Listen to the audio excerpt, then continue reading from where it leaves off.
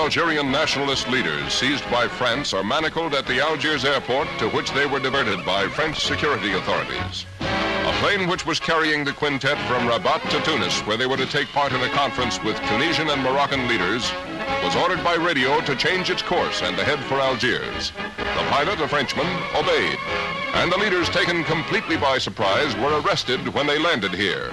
A trick that sets off a new wave of violence in North Africa.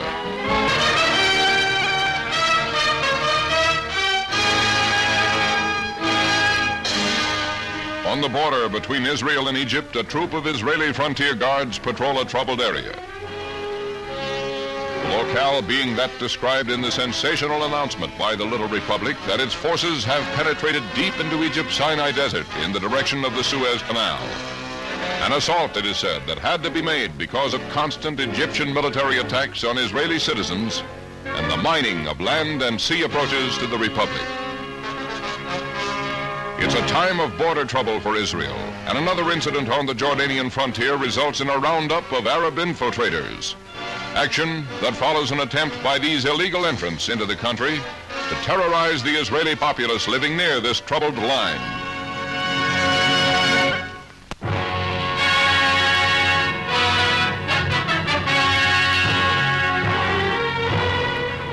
On a state visit to Tunisia, Sultan Mohammed V of Morocco is escorted by the Bey of Tunis as he makes a triumphal tour of the North African port city.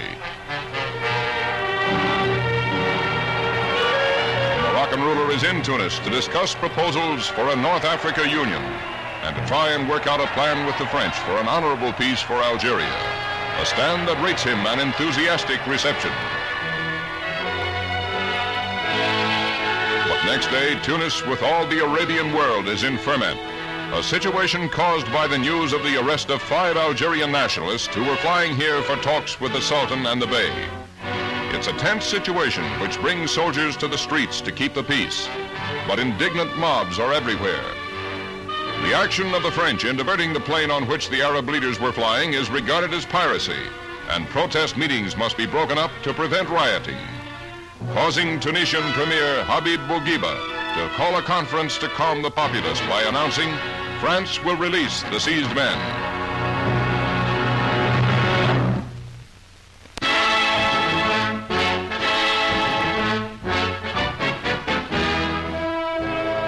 Its principles again challenged by the events in the Middle East, the United Nations Security Council holds a solemn session in which all parties to the dispute have their say. Movietone bringing you the highlights. Israel is not out to conquer any new territory, but is determined to wipe out the bases in the Sinai wilderness from which murder and death and destruction are launched against her. Security Council, noting that the armed forces of Israel have penetrated deeply into Egyptian territory in violation of the armistice agreement between Egypt and Israel, expressing its grave concern at this violation of the armistice agreement. 1, it calls upon Israel immediately to withdraw its armed forces behind the established armistice line. 2, calls upon all members, A, to refrain from the use of force or threat of force in the area in any manner inconsistent with the purposes of the United Nations. B, to assist the United Nations in ensuring the integrity of the armistice agreements. C, to refrain from giving any military, economic, or financial assistance to Israel as long as it has not complied with this resolution.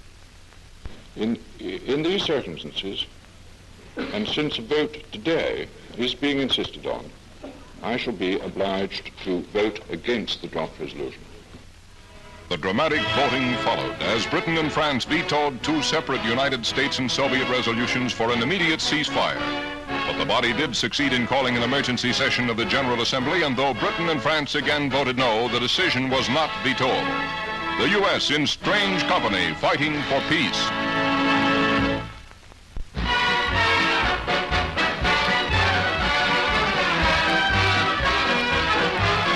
Now joined by British and French forces, the Israeli army that thrust into Egypt to precipitate a new Middle East crisis makes a brave show at a final inspection by General Moshe Dayan, field commander. A modern striking force, it swept to success in the Sinai Desert, cutting off the Gaza Strip to effect an amphibious landing near the Suez Canal after routing 20,000 Egyptian troops.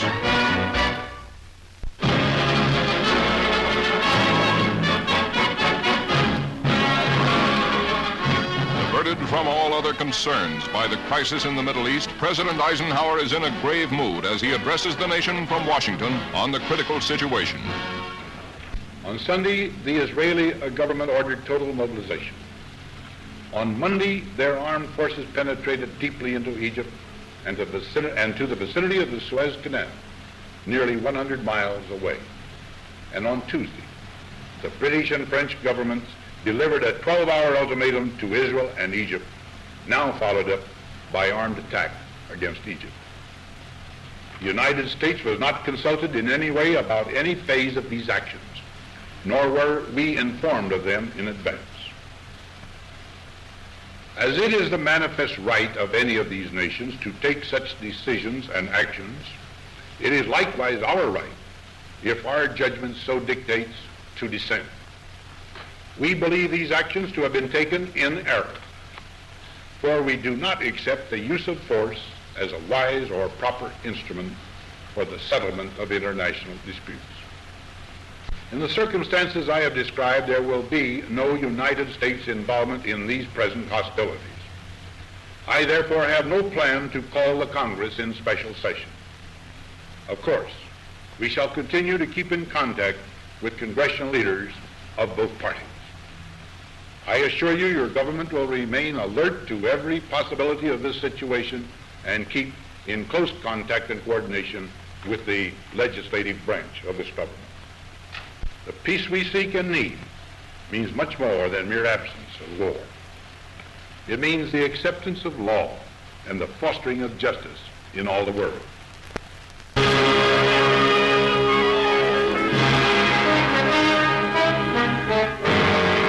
A captured Egyptian standard is displayed for the Movietone News cameraman with Israel's punitive expedition into the Sinai Peninsula, where knocked out Egyptian tanks and silenced enemy batteries mark the advance of the Israeli fighters.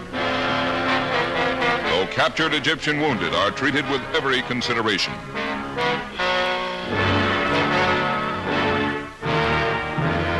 Too late for the dead comes the news that Israel has notified the United Nations that it accepts the General Assembly's ceasefire appeal. But an anxious world hears the news with hope, for it can mean peace here too. For this is the disputed Gaza Strip, where a lightning strike by an Israeli force bottled up 20,000 crack Egyptian troops, and a continuance of the hostilities could result in their slaughter. Israel now claims complete control of the Strip, and the latest activities of the Republic's forces are confined to mopping up operations, which may be the last in the whole Middle East crisis. The latest news incidental to the release of these pictures being that Britain has told the UN that it has ordered all bombings to stop forthwith. News flashed immediately to all Israeli, French, and British advance units. With an interest based on the deep patriotism of the Israeli for their reborn homeland, the population of the Republic followed the news from the Sinai Peninsula and the Gaza Strip with anxious concern. While in Tel Aviv and other Israeli cities, armed civilian patrols are ready for any emergency. And everywhere throughout the country, girls too young for more active duties work day and night assembling first aid kits for the front. In tow to Haifa, the Egyptian destroyer Ibrahim Awal is an early prize in this latest outbreak of hostilities between Israel and Egypt. Crippled by rocket-firing jet bombers, the destroyer was captured after a 3-hour battle, the first surface ship in history to surrender to aircraft. In London's famed Trafalgar Square, a reverberation of the crisis in the Middle East sees a crowd of countless thousands protesting Sir Anthony Eden's intervention policy in Egypt. Organized by the National Council of Labor, the mass meeting is addressed by labor radical Anarin Bhavan, a polemic oration that goads the crowd into demanding the resignation of the Prime Minister.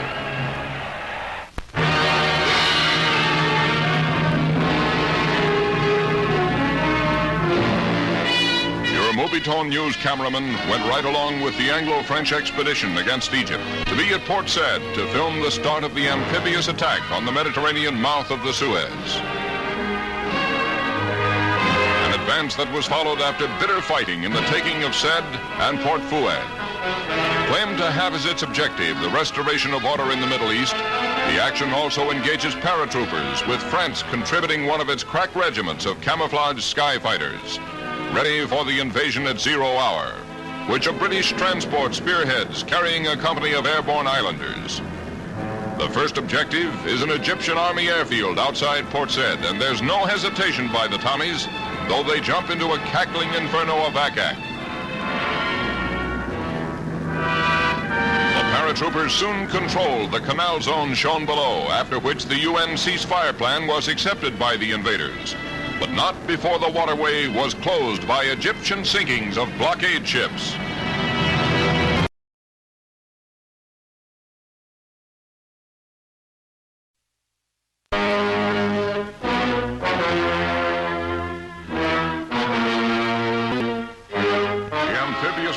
French commandos at Port Fouad, east of the Suez Canal, proceeds as a jet bombing just about paralyzes the Egyptian defenses. And scenes reminiscent of many Allied invasions during World War II are enacted in strength for the first time since the end of that conflict.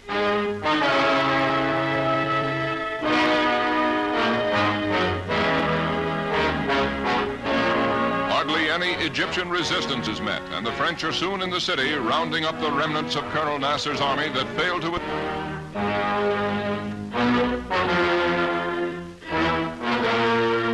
But sunken ships dotting the canal make the value of the action questionable, doubly so now that it halts here.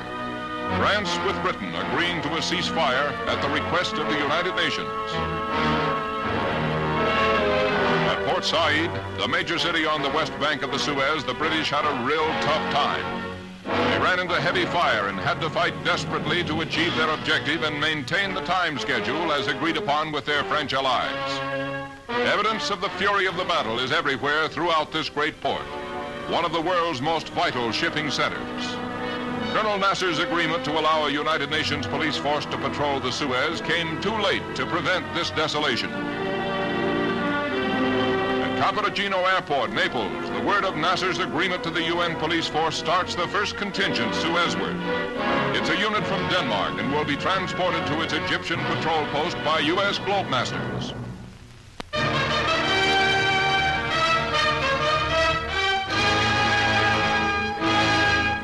Arriving from the west to avoid frontal attacks on densely populated areas, Israeli forces from the Sinai Desert occupy the troubled Gaza Strip, taking early precautions that keep to a minimum incidents that could provoke bloodshed. A peaceful occupation that allows the native populace maximum freedom. Later, after a flight on a reconnaissance plane over the Sinai Peninsula, Movietone News visits with the Israeli troops, which defeated the Egyptians in this desert no man's land. Considered an act of self-preservation, the expedition results in the fall of the Egyptian fortress at Sharm el-Sheikh, which was firing on shipping bound for Israel. It yields thousands of prisoners to the victorious forces, with $40 million worth of battle equipment which Cairo recently received from Soviet Russia. Rating cheers for General Moshe Dayan, Israeli Commander-in-Chief.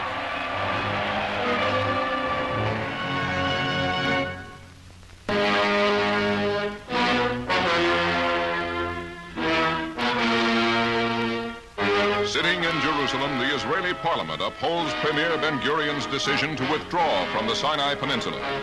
His country's objectives attained, the premier by his action obeys the UN and proves Israel is not seeking to expand territorially. But $40 million worth of captured equipment, most of it recently supplied by Russia, proves to Israel's satisfaction that Colonel Nasser, spurred by the Kremlin, was considering aggressive action from the Sinai Peninsula. What other reason, the Israeli ask, could Cairo have for maintaining this vast war potential in a desert, except to provide its suicidal Fatayyins with the wherewithal for their raids? A vast prize to a lightning strike that upsets the communist timetable. As shortages follow the disruption caused by the Anglo-French action around the Suez Canal, the city of Port Said has to resort to bread rationing. The British, after taking the city following a two-day struggle, are pulling out. But food shipments to the port have dwindled, which makes getting home with your bread allotment precarious. as bands of hungry youngsters roam the streets and set upon lone wayfarers who happen to be carrying provisions. Port Said's police fled with the Egyptian army. The area is at the mercy of these young ones with appetites.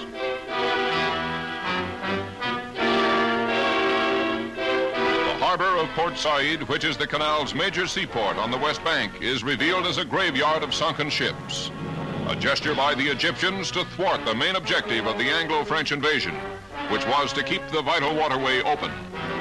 But with the fighting all over, the canal is blocked and may continue so for months.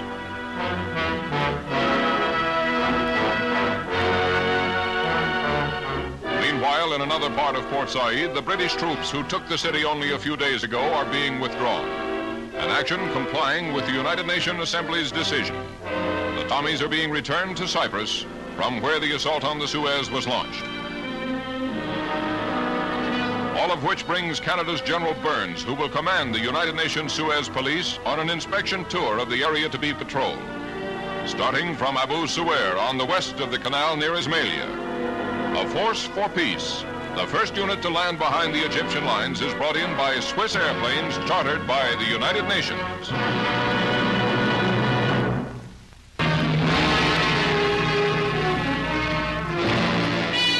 Outside Port Said, members of the United Nations Ceasefire Observation Party prepare for a tour between the front lines of the opposing forces at the Suez Canal. 9 white-painted Jeep station wagons carry the observers, who make their inspection over the narrow canal causeway, where separated only by 250 yards, the Anglo-French and Egyptian armies face each other. Meanwhile, the canal's big West Bank city, Port Said, which was captured by the British, takes advantage of the ceasefire to go about business as usual, its citizens fraternizing with the invaders, who were careful to avoid trouble. In the sidewalk cafes, the men enjoy the normal nip, and on the streets, gossiping women the everyday quip, and a roving still photographer, a snap. A triumph for the United Nations that sees peace instead of panic. Meanwhile, troubled by the general Middle East situation, the leaders of 9 Arab states assemble at Beirut, Lebanon, to discuss problems they share in common. Described as the most significant party ever held by the Arab League, 3 kings and 2 presidents are in attendance, though President Nasser of Egypt is conspicuously absent to be represented by his ambassador here. The talks, it is said, will be aimed at keeping the Soviets out of the Middle East while defending Arab rights in the West.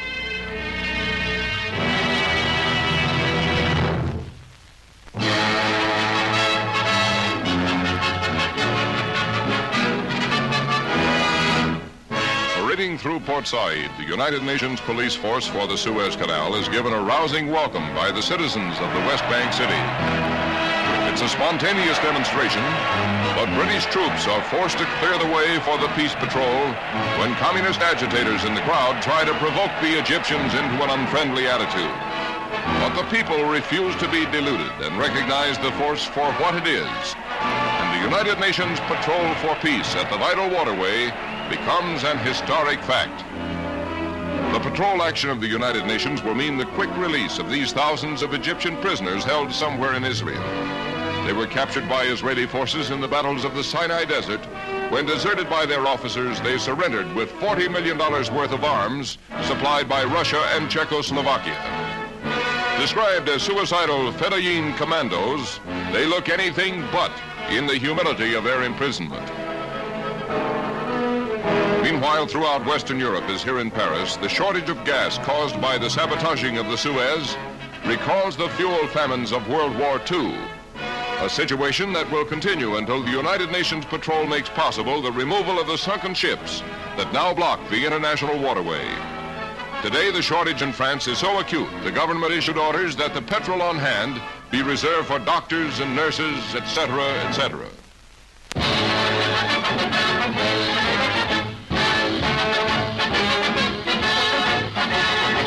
From Port Said at the Suez Canal, your Movietone News camera catches a British man-of-war proceeding through the waterway. The first ship of any kind to move over the canal since the crisis precipitated by the Anglo-French-Israeli invasion of Egypt. Another achievement of the United Nations Emergency Force headed by Canada's General Burns, shown here at Port Said with General Cately, commander of the British forces in the area. General Burns is in Egypt to set up headquarters at the ceasefire line between the Anglo-French and Egyptian forces, an action that coincides with the departure of British troops from the city on the Suez. A praiseworthy British gesture in deference to the United Nations and in the cause of peace. For the British lost many Tommies to the fierce Egyptian opposition they encountered taking the port.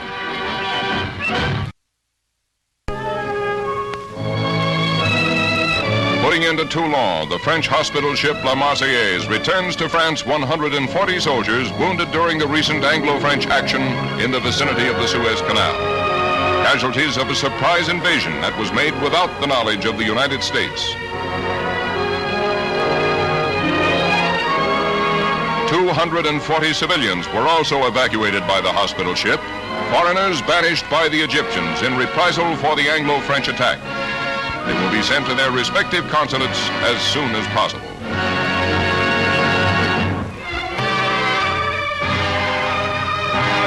Shocked by the recent easy defeats of the regular Egyptian army and its loss of nearly all the weapons supplied it by the Kremlin, the citizens of Cairo formed a liberation army, a force of civilians which staged this resistance parade to attract recruits. Many women volunteered, but they won't be needed. The invading Anglo-French Israeli forces obeying the United Nations are withdrawing from the ancient land.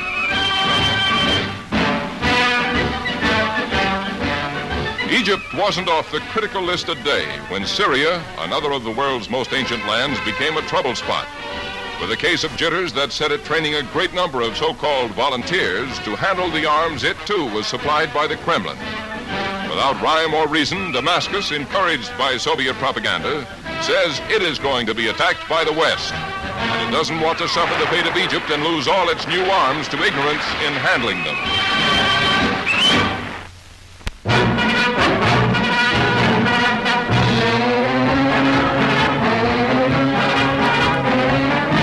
Worthy members of the United Nations, Israeli troops leave the Sinai Desert as directed by Secretary General Hammarskjöld. True, they've rid the region of the sneak raiders on Israel who made it their home.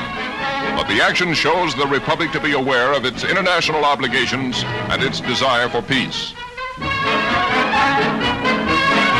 at Haifa, the arrival of new hundreds of Jewish refugees must make Israel wonder if its peaceful overtures are not misunderstood. For these Jews, after all their worldly possessions had been confiscated, have been driven out of Egypt.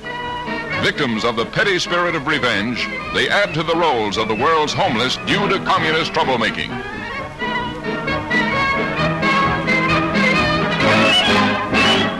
In comparative peace after many troubled months, Nicosia on the island of Cyprus feels the gasoline shortage caused by the Suez Canal crisis.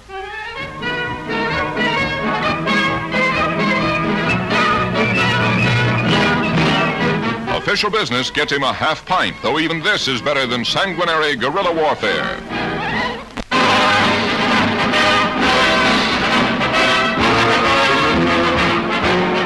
The first NATO Council meeting since the breach between the Allies over the Suez brings Secretary of State Dulles to Paris to try to end the discord caused by the Anglo-French action in Egypt.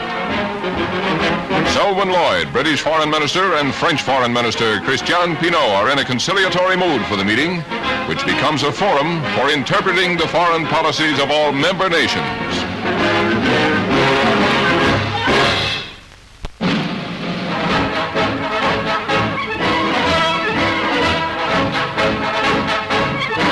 Descending from the plane that flew him home to England across the Atlantic, Prime Minister Sir Anthony Eden looks tanned and fit as he returns to London from his 3 weeks holiday in Jamaica.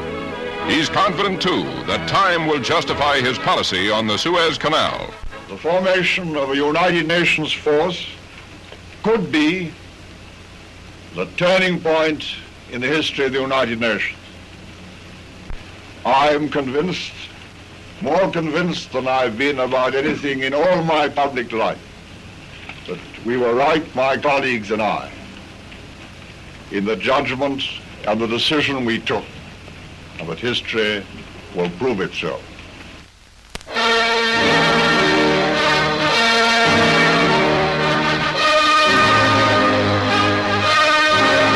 returning to England in compliance with the United Nations request, British soldiers stage a house-to-house search in Port Said for an officer kidnapped by Egyptian fanatics.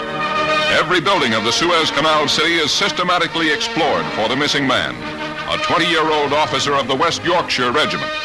A car used by the abductors was found covered with bloodstains as the British round up and question all Egyptian males over 15, some of whom were held.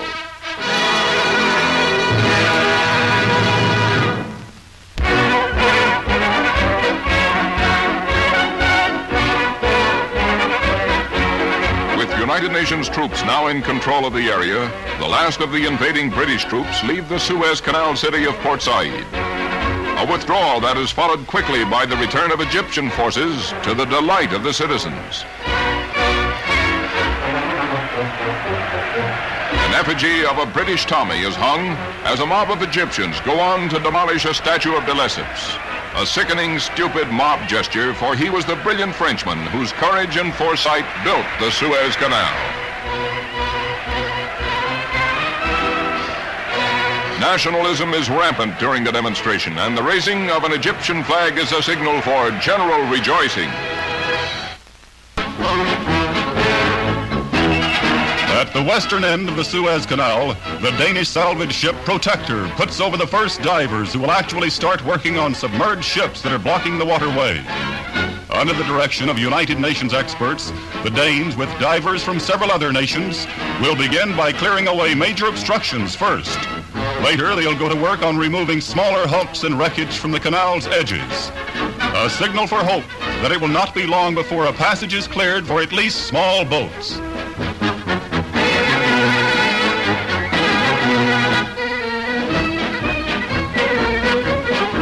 At Port Said, the last batch of Egyptian prisoners of war captured during the Anglo-French invasion of the Suez Canal zone are being repatriated. These particular men were fortunate in falling into the hands of the considerate British Tommies. And now, all cleaned up and well-fed, they go back to Cairo, none the worse physically for their experience. Of course, they're a little chagrined at the ease with which they were captured.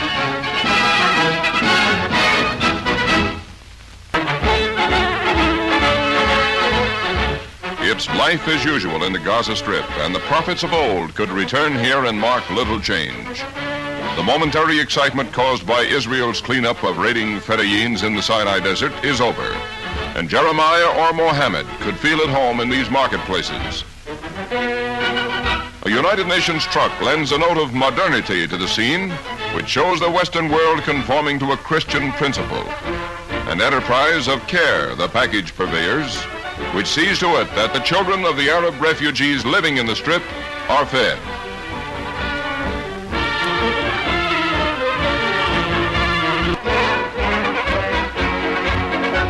Striking his colors not in defeat, but to attest national responsibility, Israel's General Moshe Dayan withdraws his army from the Sinai Peninsula.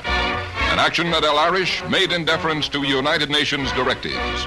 But it is over at Rafah in Israel that the little Mideast republic proves itself not only responsible, but generous.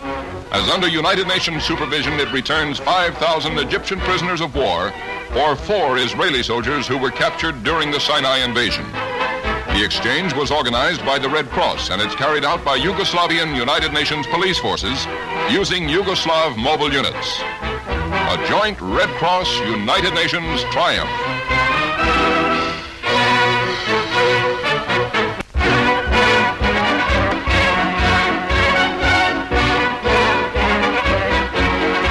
The crisis in the Middle East over Israel's last-minute delay in withdrawing its forces from disputed areas brings U.S. Ambassador Lawson to see Premier David Ben-Gurion at Tel Aviv. It's a visit of reassurance to help the Premier with his own cabinet, which opposes him on his withdrawal policy. The meeting has the desired results, and at an Israeli post in the Gaza Strip, the Republic's troops still held there hear the flash that they too will be pulled out, which joins General Dayan and General Burns at Lydda Airport to complete plans for the latter's UN emergency force to occupy the Strip and the Gulf of Aqaba area.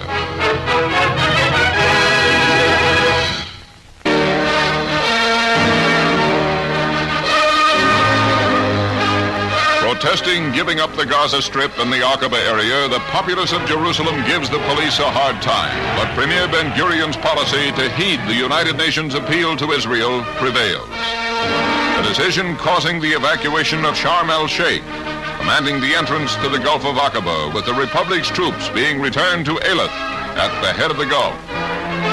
Biblical Gaza, too, is affected, and Canada's General Burns, heading a UN emergency force, confers with Colonel Lindquist, commander of a Danish unit that is taking over this section from the Israeli, aided by a crack Canadian contingent. General Moshe Dayan, who led the lightning strike against the Egyptians, directed the evacuations in both areas, movements that continued without cessation, round the clock. Communist provocateurs have been active in the city of Gaza, and spurred by these hate mongers, the natives shout obscenities at the UN force and later stone the men. Meanwhile, in Washington, President Eisenhower signs the bill that makes his Mideast doctrine effective. He describes it as an expression by Congress and the administration of a determination to help Middle East countries preserve their independence, a pledge in the interest of world freedom.